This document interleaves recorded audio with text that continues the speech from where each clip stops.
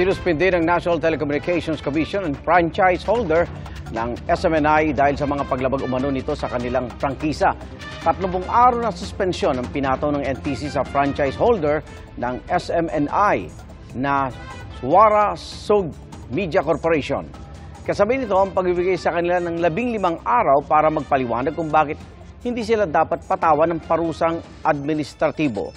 Ang aksyon ng NTC ay kasunod ng resolusyong ipinasa sa Kamara na nagikayat sa NTC na suspendihin ang operasyon ng SMNI dahil sa mga paglabag umano sa prangkisa.